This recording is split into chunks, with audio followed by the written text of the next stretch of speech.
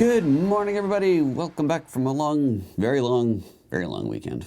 Hi, I'm like so tired. Hi. Yesterday I drove back from Santa Cruz, which should be like a 6.5-hour drive, but I had a car full of a brood, something like that. Kids everywhere. My baby gets car sick. It took like 13 hours to get home. We had an airport stop. I mean, there was a lot of stuff going on, but still. It was such a long day yesterday. I am going to do this show, and then go home, take a nap, because I'm tired. How y'all doing? I haven't talked to you guys since the long holiday weekend, for those of us in the U.S. who are having a long holiday weekend. I was getting messages on Instagram, like, what happened to the show? I think people thought I just bailed out. Sorry about Monday, too. And there was a show scheduled for Monday. We forgot to move the show Monday. Bart, audio should not be out of sync. Go ahead and video and audio seems out of sync. Ooh, refresh. Everybody refresh. Because YouTube definitely changed. Everybody's saying it's out of sync. YouTube definitely changed something that we saw this morning. So do a refresh and let me know, please. Because that would be bad if we're out of sync. Because Ryan is saying that everything's looking good there, and I'm looking good here. It looks good here on my end. So yeah, do yourselves a refresh and let me know. Oh yeah, so... YouTube, okay, Ryan's saying the YouTube is out of sync on that end. Well, that's crap. Hey, Sean, good morning. Well, what do we do about that? We can't start and stop the stream. Can you? You can. You want to try that, Ryan? I mean, geez. No, not kill the show. You could just stop the stream from Wirecast and restart. Well, Ryan's asking me, sorry, I know you guys can't hear him. He's asking me if it could be the new thing, but the new thing is supposed to be closer to real time, apparently. Not out of sync. I don't think that's a feature that they advertise. I don't know what to do. I guess stop it in Wirecast. Don't stop the show. Can you stop the show? And guys, I'm sorry, I'm having a conversation with Ryan.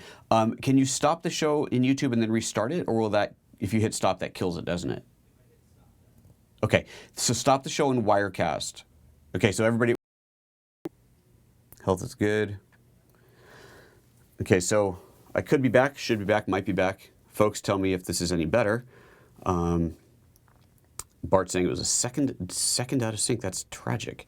Let's see if this is any better. I'm back. I think I'm back on the air. We'll find out if I'm back on the air. And Ryan will tell me what's looking. Ah, perfect. Innocent says perfect. Excellent. Okay, super. All right, sync is fine. Yay! Excellent. Well, good, Ryan. We got to remember that little trick. All right, well, let's scroll back to the beginning of all this and see what's going on here. So, Bart saying good morning to Bart Emacs. Good morning to you. Dave's Nature Productions is just, yeah, everybody's confirming the out of sync. So, Dave, good morning. Beardy Face, Packy, and Sean, good to see you. Thomas, now from Stockholm, Sweden. You don't stay put very long, do you? And let's see here. Matt, Josephson, Stuart, everybody's here. Look at this. Everybody's here this morning. This is awesome. See, I go away for a while and everybody comes back to party. This is fun. Good. I'm glad to hear it's all better. John says just sit on Ryan's knee. It can be like a ventriloquist show. Wow. Just simply Brandon says good morning and good morning back to you.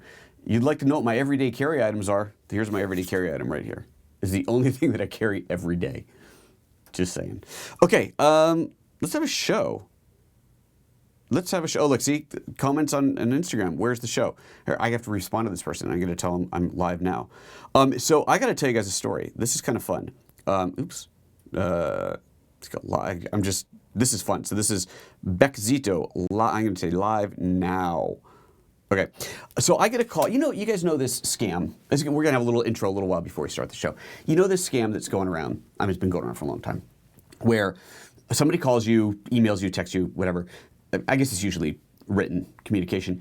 They want to book you for an event. And this is not just for photographers, although it's big in the photography community. They want to book you for an event, and they want to pay you in advance. They want to pay you more than what your fee is, because they need you to pay somebody else. That's the story, right? So like a wedding, it's really common in wedding photographers, right? Oh, we're traveling from out of the country. I want to pay by credit card and pay you $5,000, even though your fee is $3,000, but then I need you to send $1,000 to this person, send money to the florist, and all these other things. And you get the money in your account for, they charge your credit card, you charge the credit card, you get the money, shows up in your bank account, you go, yeah, I'm good. And you start paying out these other people, and then they cancel the transaction, the credit card is stolen, the bank rescinds it, whatever. But the money goes back out of your account, and now you're screwed because you already sent them the money. Big scam. It's a common thing. So Friday, I get a message, and if I get, through my Google Voice number, which is my office number, if I get a text message through that, right away I just know something's fishy. And so I get a message saying they want to book me for an event, excuse me, coming up in a couple months. Okay, cool. And right away I'm going, probably not, but sure, obviously you respond. You're not going to completely ignore it. And pretty quickly it's, this is my budget. Oh good, your fee is under that budget. Here's what I'd like you to do. And this one, it's so bizarre. This one is, my sister's in the hospital. Usually, at least it's related. My sister's in the hospital, and I need you to pay the hospital for me. And I'm sitting in the car, and I'm not driving, obviously. And I'm like, I'm going to have some fun. Oh my God, that's so sad. I'm sorry to hear about your sister. I'd like to help. Oh, that's so great that you want to help. Here's what I need you to do. I'm going to send you the money, and I need you to send some money to her. I will deliver it in person. She's in a local hospital. What hospital? I know people that work at every hospital in the area. What hospital? So he lists a hospital that's far away. Oh, okay. And then he tells me he needs me to pay the hospital. First is pay his sister, then is pay his hospital by PayPal. And then, what was next? I don't know, something else, and now it's like a cash transaction. It's, but I'm like, sure. I'll send him an invoice. Let's see what happens. He pays me. I got $2,500 sitting in my account right now that's from this guy. Needless to say, I'm not going to be giving any money anywhere, but I thought, let's see how far we can push this. So now he's been messaging me all morning. Every time he messages me, he goes, is the money in your account yet? No, it's not. That's not my account yet. So I'm going to be calling the FTC, the FCFC, what is it? FBI. I should call the FBI. I don't think they really care that much. But there's a whole hotline for these kind of scam things. I'm going to try and get him on a video chat. Let me get a picture of this idiot. Apparently he's been calling all morning. My assistant answered the phone, Ryan answered the phone, but there was a bad connection. He couldn't hear him really that well. But I'm having fun with this guy. So, why not, right? Obviously the money is just sitting. I've actually moved it to another account, but it's just sitting there, not to be touched. I know I'm playing with fire here, but you got to have fun with these people, right? I mean, you're going to screw with them.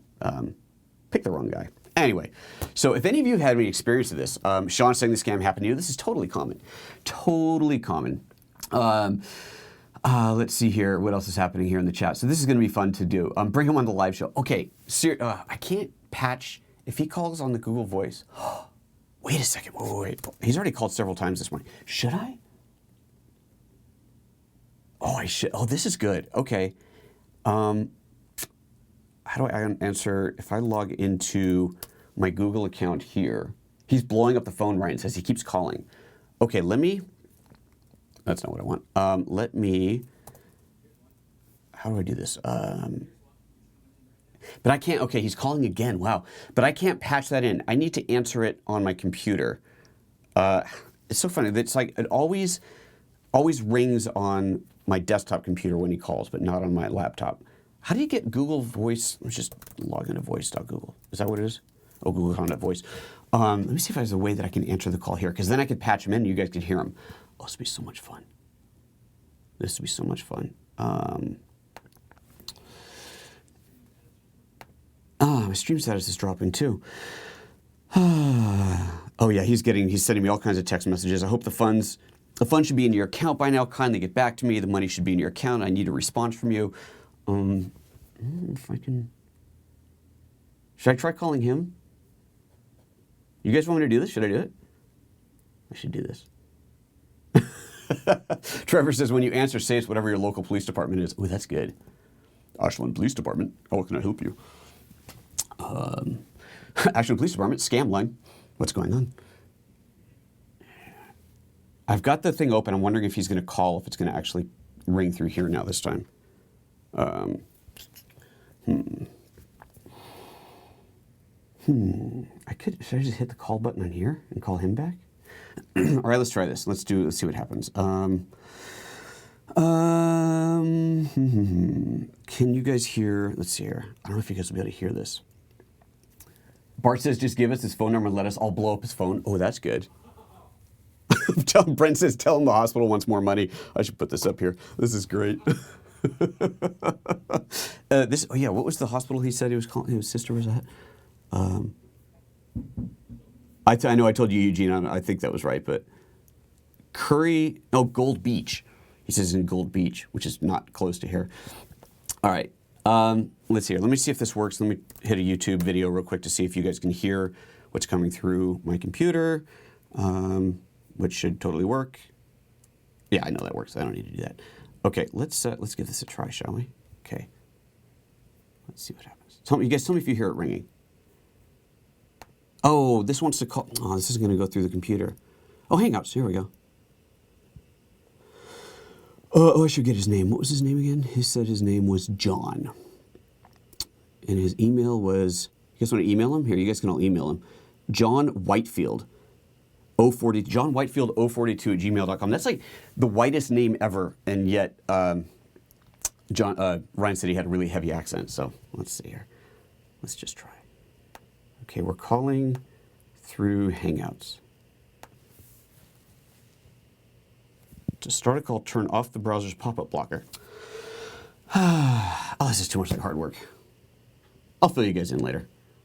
Here, I'll just tell him, I will call you soon. All right, let's get on with the show. I will keep you guys updated. I will promise. I will tell you what happened. This is going to be too much like fun.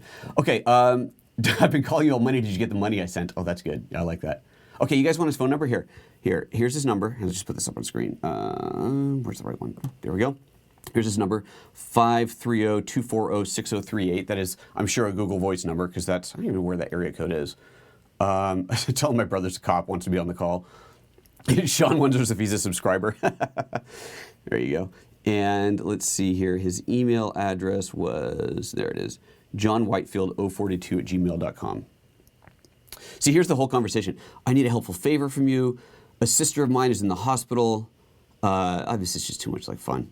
Anyway, all right, let's get on with the show, shall we? Let's move on. Okay, I'm going to do the whole starting the show properly thing. I'm tired, but this is going to be a fun show. Okay, see you in a minute.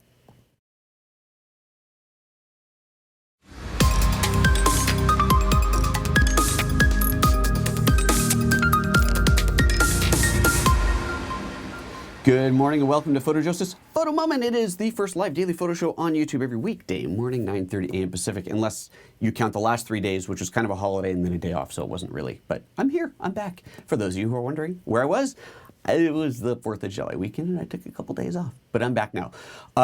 So if you missed the pre-show, this is why you got to tune in live. I am currently having fun with a scammer who has already sent me money, and I am going to hold on to his money for as long. It's not his money, obviously. It's a stolen credit card. But I'm planning on having some fun with this. Anyway, so today we're going to talk about V-Log. Now, I know I told you guys that the V-Log, the big V-Log discussion, if you really wanted to get the nitty-gritty of it, and I still stick to this, you got to buy the training.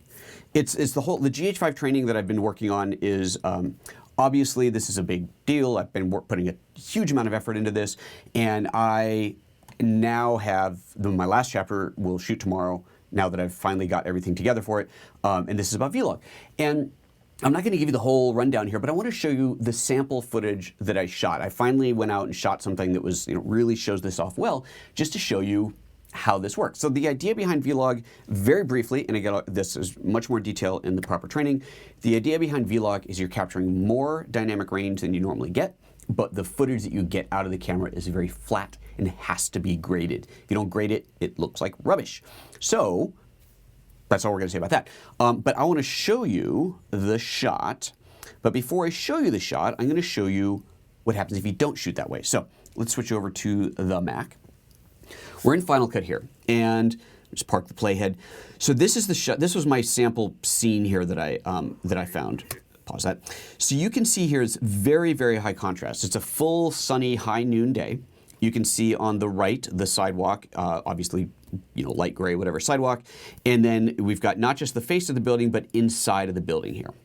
Okay, so this is shot in the general, not generic, what is it called? Natural. This one is shot in the natural profile. So I'm going to show you something shot in natural profile, and then we're going to switch over to V-Log. As you can imagine, in a scene like this, you can't get the entire scene exposed at once, right? Your shadows, the dynamic range, the difference between the shadows and the highlights is just too extreme. You can't capture it. Okay, Trevor says, I picked a brutal scene to test this. Yes, I did. I was stoked when I found it. And I'm like, yes, I'm looking at the scopes. I'm going, yes, it works. This is what I wanted. So let's go back out of full screen here. And if we look at these scopes, so look on the left-hand side at the scopes. If you've never read scopes before, just very briefly, you're looking at the scene here left to right on the scopes is the same as the actual scene here, left to right. So the sidewalk, which is the highlight here, the brightest spot, you can see the sidewalk brightly lit here. The dark shadow inside the door, you can see this here. Here's some mid-tone range, here's some more mid-tone range. But the key part, the key that we want to be looking at throughout this whole little test here are the highlights in the sidewalk. So let me zoom into this again. So there's the highlights in the sidewalk and the highlights here in the scope. And then the dark shadows in the door and the dark areas here. Okay, so that's what we're looking at. So again, this is shot natural mode. This is your most neutral, and that's kind of the palindrome, is that what that's called? It's not a palindrome, but it's just the way I think of it. Natural is neutral. Keep that in mind. Mnemonic. Ooh, good, I like that word. Let's see here. So now we go, and this is exposing for the sidewalk, right? I made sure that the sidewalk was exposed properly. It's not blown out. Right? But we can see very clearly that we cannot see anything inside of this door. And you can see down here, those blacks are just totally crushed down. Okay, so then I go ahead and open this up a little bit. And I'm opening this. At some point I start opening up the lens. And I'm just scrubbing. There we go. So as I go here, I open up the lens until I get detail inside of the building. And right about there. So now you can see inside of the room here. Right? You can see that. Let's zoom into that. You can see the details in there. You can see that there's a door and whatever, you read the thing on the door and so on. And we can see looking at the blacks here, I am just above black, right? So I am no longer crushing my blacks there. And then I go over here and I look at the highlights, and those are obviously blown out in the image here. And if we look at the scopes, super, super blown out there. So let me just drag back and forth between that again, go to the darker, look at the scopes, and you can see as I rise it up, by the time those shadows get above clipping, get above crushed, the highlights are totally blown out. Okay, so that's standard. That's what you get if you're just shooting normal. A scene like this, way too high dynamic range. So now, enter V-Log. So, and just in case you're wondering what the heck V-Log is and you can't find that on your camera, this is on the GH5 and on the GH4, and it is a paid upgrade. It's $100, I guess right, $100, maybe $110. I think it's a $100 paid upgrade to add this. It's a software thing. I did a video on it a while ago. We'll link to that. Did a video on how to get it and install it and so on. Okay, so now, let's look at the V-Log shot. So here's the V-Log scene. Right away you can see super flat, right? Super flat, no contrast in this, but look at this. You can see the detail in the shadows, and you can see the details in the highlights. So now we've got the scene, we can see everything on here, but we need to do more with it, right? Clearly we got to do something more with this. So now let's get out of here. And let's see, let me take this off screen real quick here. I want to reset my color. I've already got a color grade on there. I want to reset it. Reset and reset and reset. Okay.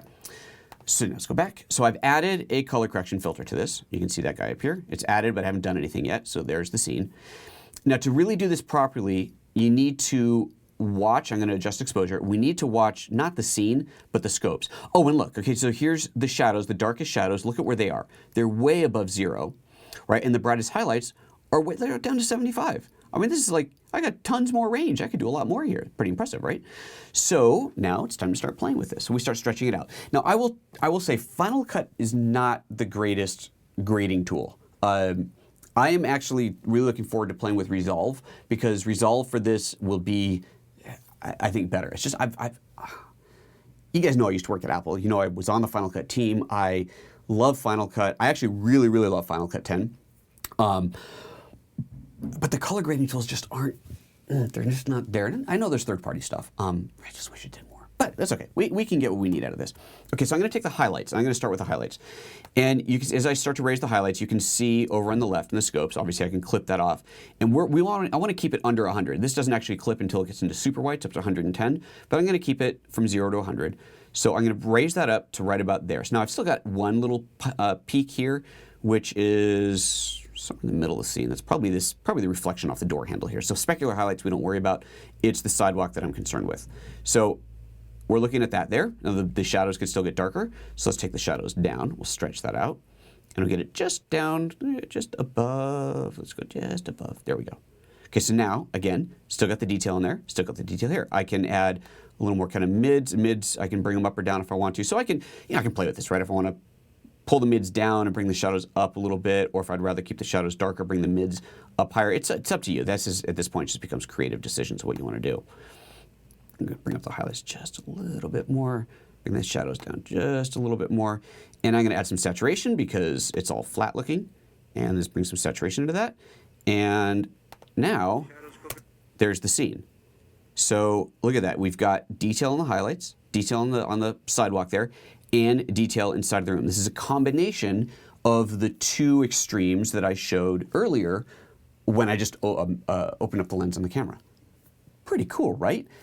That's V-Log, man. That's what you can do with V-Log. But you have to grade it. And honestly, you got to grade every shot, right? This is a lot of work. If you're doing a whole feature film or documentary or whatever, every shot's got to be graded like this. This is not plug and play. This is not hit the auto button. You got work to do. But man, that's cool, right? Isn't that neat? So there you go. That is what it is. Okay, there's a conversation happening over here. Ryan's I will come back to that. Right, so that's the basics of V-Log and what it can do. You get this much larger range from a smaller area that you can then stretch out, and it looks fantastic. And you get this incredible dynamic range out of your camera. And from what I understand, that you got to go kind of crazy high end to do this. Do this in other systems. Now, V-Log itself is not unique to the Panasonic cameras, but what is unique here is we're shooting V-Log. We're shooting it at 10-bit. This was 10-bit, 60p, and that was captured to the Ninja Inferno. So what you're seeing here was shot on the Ninja Inferno. So that's the full kind of scope here. So I had my GH5 with the 12-60 Leica lens on there, walking around. It's just handheld shot. This was in a bag, which don't do. This gets really hot. This was in a bag. Hit the button to record, HDMI recording enabled. Starts triggers recording on here, shooting straight to ProRes, and that's what we're looking at here. So 10-bit, 60p, V-Log, ProRes, yowzers. Pretty slick, right? Pretty cool stuff. Okay, let me see if there's questions that are directly about this. And just a quick little, this is where you're going to get the rest of this. Go to the gh5training.com. Final chapter is being recorded tomorrow, and then recording is complete, and it continues on editing. I know that I'm getting more. For those of you who have already pre-ordered it and are looking for the next batch of downloads, audio engineer told me yesterday I'll be getting more this week, so that's another batch back, and you'll get more. Yeah. Okay, let's see what's happening here. Is this? Oh, that's a different conversation. Okay, we'll come back to that. Bart says, I've been finding that the trick for exposing V-Log properly is to shoot about 2/3 of a stop overexposed, keep the shadows from getting noisy when you bring them back down and grading. Yeah, there's a lot of tricks is the wrong word, but a lot of things you need to keep in mind when you're shooting V-Log. This is not like just install it and go out and shoot. There's a lot of things you got to know, which is what I will be covering in the GH5 training, and also pointing you towards other resources. Clearly, there's been a ton of information about this out there already, and I will point you to some other resources. So hopefully, from the V-Log chapter on this training, you'll have a really good idea of what you need to learn and how to learn more. Bart saying, have you ever used LUTs to help you grade? Gives you a really good starting point for grading. I haven't used LUTs. I do have some. I haven't even installed them yet, but yes, I know that is a traditional starting point. Bart says, Daniel Peters and Newman Films have some pretty great LUTs for V-Log on the GH5. Yes, they do. Not free, but affordable. They even have versions that can be loaded into the camera for preview use. Yeah, that's a really cool thing about shooting V-Log on the GH5. You can preload a LUT into there, and then you're seeing something that doesn't look super flat when you're actually shooting, which is really helpful as well. Okay, I think that's it. We're going to, yeah, that's that. Everything else is other stuff we were talking about earlier. So let's, let me give you one more little thing to talk about, and then we're going to jump over to the commentary section of the show. What did I want? Oh, this is what I wanted to tell you. We did, last week, released another podcast. Photo Apps Podcast. Go to the iTunes and look for, just search for Photo Apps Podcast or search for PhotoJoseph. You'll find it there as well. The last episode is on Photo Pills, which is this insanely cool app on your iPhone and Android. I think it's on Android. I'm pretty sure it's on Android too. That is all about helping you plan your shot, whether it's sunset, sunrise, star photography, whatever. Not only planning the timing, but also calculating exposure, depth of field, all kinds of really great stuff. It's like a big learning resource for landscape/outdoor photographers. Really, really slick. So do check that out. If you haven't listened to it, it's also here on YouTube. You can watch it there. But subscribe on iTunes. It's nice to see those subscriptions in there. Okay, I think that's it. We're going to kill that, and we're going to come back for the commentary. If you're watching this live, stick around. Don't go anywhere. If you're watching this not live, then you want to get the extended commentary. Just click on the button, the link that's about to pop up on your screen, and watch that. See you in a minute. Where's my... Oh, yeah.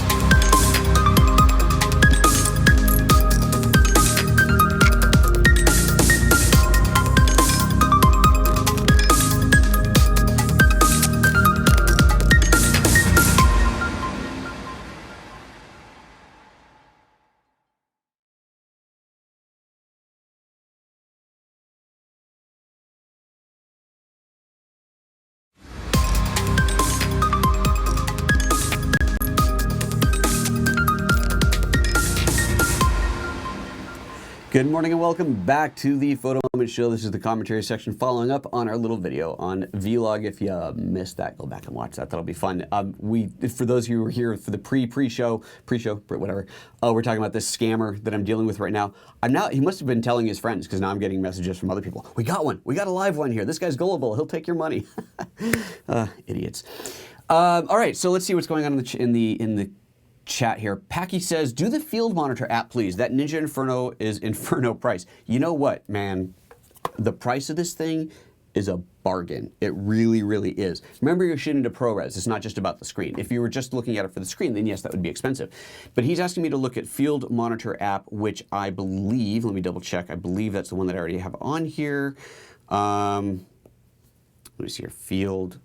Yes, I do have that. The creator, the developer, emailed me last week that there's a new version that is ready to go, so he's ready for me to do a look at that, and I will. I absolutely will, because that's really exciting. The idea is that it allows you to see your computer screen on your iPhone or iPad or whatever, your camera screen on your iPhone or iPad. But if you want to capture ProRes, I mean, that's what this is for. Okay, there was some other comment going on following up on this scam thing, I think. Ryan, do I need to look at this? Is this something I want to do on the show? Okay, all right, it's not related, so we will skip that. I'll look at it later. Brent says, just got the Shogun Inferno. Nice. So the Shogun, now does the Shogun Inferno do the 10-bit 60p? Because I know that's, like the Ninja Inferno, that was the big deal about that. The Shogun is always the bigger one. I would imagine it does, if it's new. I have no idea. But this is, I mean, this is a $1,000 piece of hardware combined with your $2,000 GH5. For $3,000, you can shoot 1080p 60 10-bit ProRes. Add V-Log, and you add V-Log to that, and then you can do HDR. It's crazy. I mean, it's insane. Just saying, it's kind of crazy. I'm supposed to have a call with these guys. I was supposed to have it last week. I don't know what happened. It's to get some final questions answered, but we're working on that. Let's see, what else is happening in the commentary? I'm scrolling back now in the comments, see what's going on. We're having a lot of fun talking about the scammer earlier. So that's mostly what we were talking about.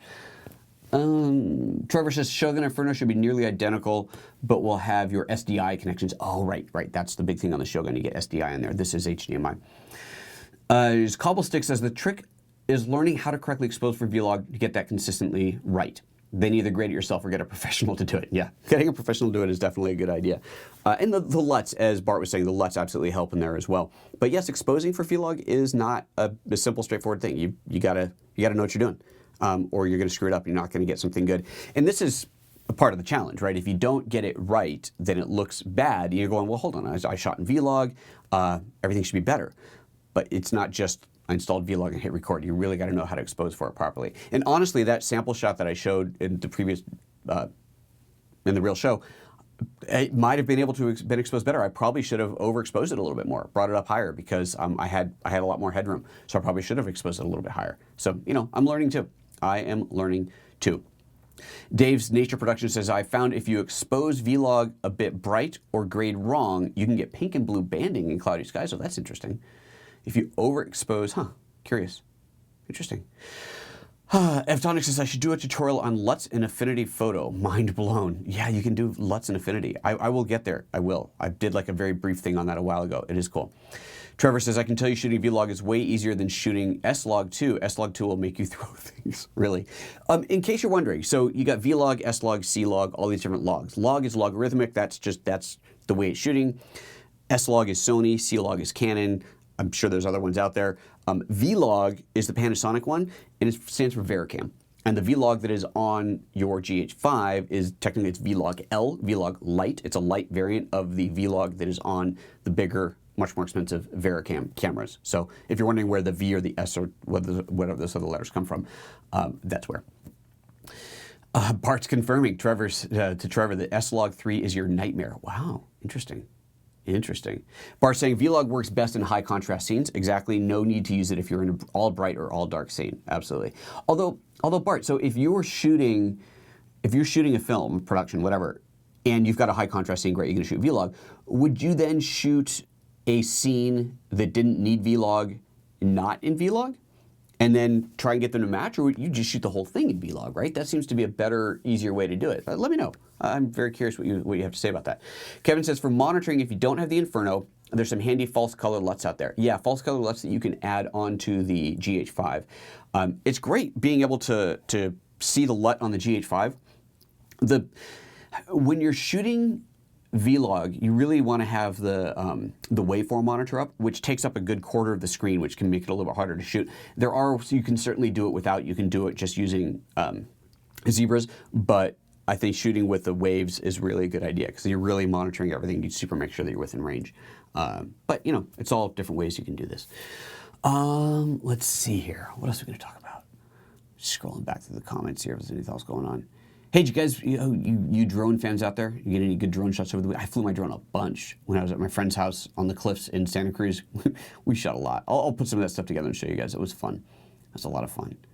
That little drone is so cool. Having so much fun with that little guy. I did a fun video on Friday for those of you drone owners who may have missed it because it wasn't a scheduled show. I almost lost it.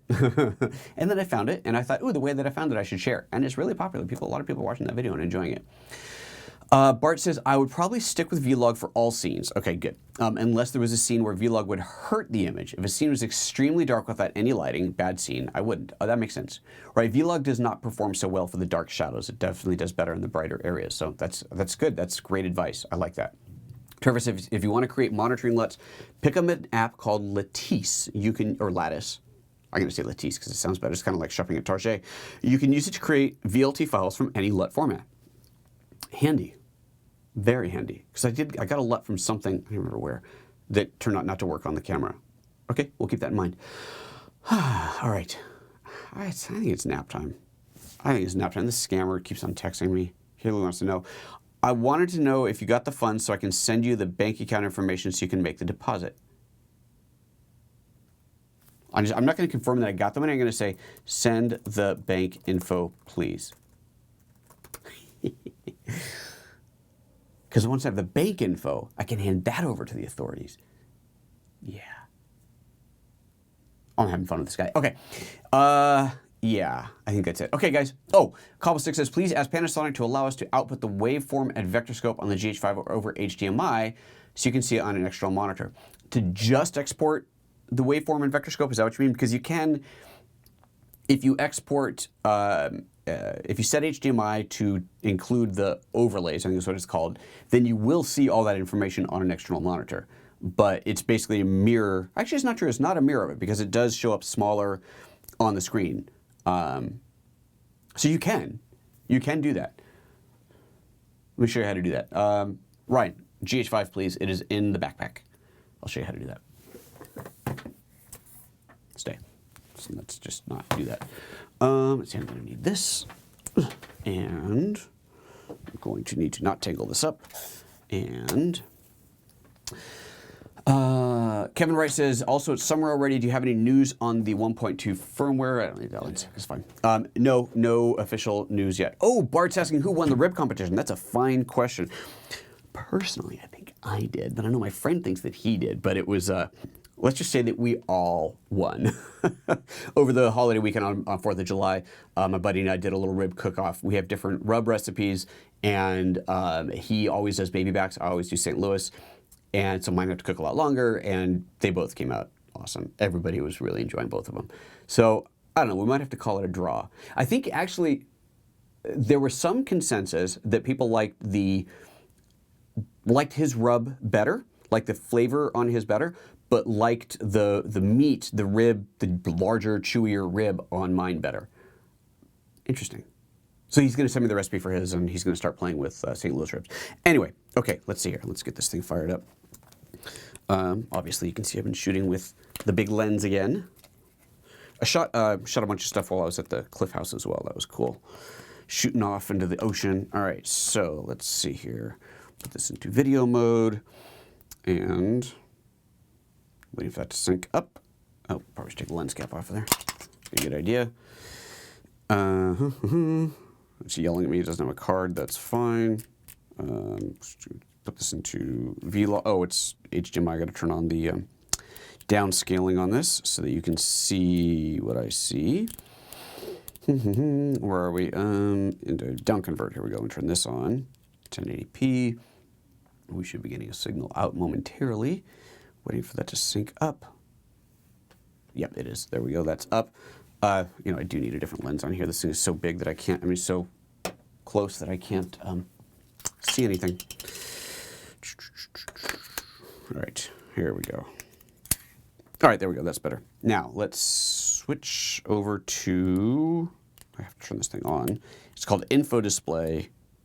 And there we go. Now that's on. Okay, so, oh, but the V-Log, the waveform doesn't come out.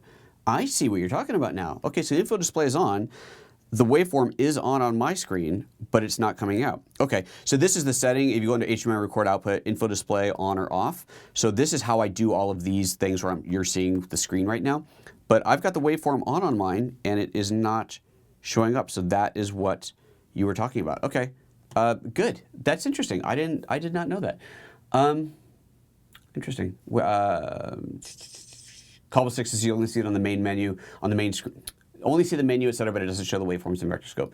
Yeah, you're right, Cobble 6. Sorry about that. I did not realize that it didn't do that. That is interesting. Let me just see if there's anything else I can change, but LUT HDMI display. No. Nope.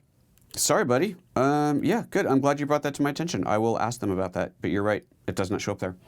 Bummer. That would have been cool. Okay. What's going on? Bart saying you guys still got plenty of chicken left over. Well, come on over and bring it back. I want some chicken. I was hungry during the live show. Why does it have to be right at lunchtime? Sorry. It's my second breakfast time. Brent says, did you see Red Camera got into the smartphone biz today? What? Are you crazy? Are you kidding me? No, I did not see that. Oh, I guess I got something to look at after the show. Okay. All right, that's it. Bart says, when using the waveform and V-Log, then switching out on the preview LUT, does the waveform show the exposure without the LUT or the V-Log flat image? It shows the V-Log flat image. Yeah, that wouldn't do you any good if it showed the V-Log LUT. Now, I would imagine if you embed the V-Log LUT, which would be a bad idea, then it would show you that. It's actually a good question. Let's see here. Output, LUT display, on. I can't really tell. It's not high contrast in here enough to tell me. I would think that it would show you that if you were recording the LUT out, but that would be a bad idea. I mean, I don't really know why that's even there. I think I might be misunderstanding what that feature is for, because to me it seems like that makes no sense. You don't want your LUT embedded into it, so I'll just have to double check on that before I spout off about it. But no, when you enable the LUT, you do not see that on the waveform monitor. What you see on the waveform monitor is what you're actually recording, which is the V-Log without the LUT embedded. Okay, that's it. Yeah, Packy saying, thanks. Any updates on that jitter when panning? I think dual IS problems. Just a guess. I have not. I'm aware of this, so that's news to me. And I would say turn off, make sure that your IS is set to the panning mode, because it does have a specific panning only mode for dual IS. You might want to do that. Okay, All right, I'm out of here, guys. Take care of yourselves. You know the routine. Don't forget. Oops, that's the wrong one. That's not what I wanted. I need to change this thing here. If you are interested in this whole GH5 and LUT thing, make sure that you go and get this GH5training.com pre-order now because it's almost done recording, which means the price is going to go up very soon. So make sure you get it on the pre-order while you can. I'm going to bed. See you guys later. Bye-bye.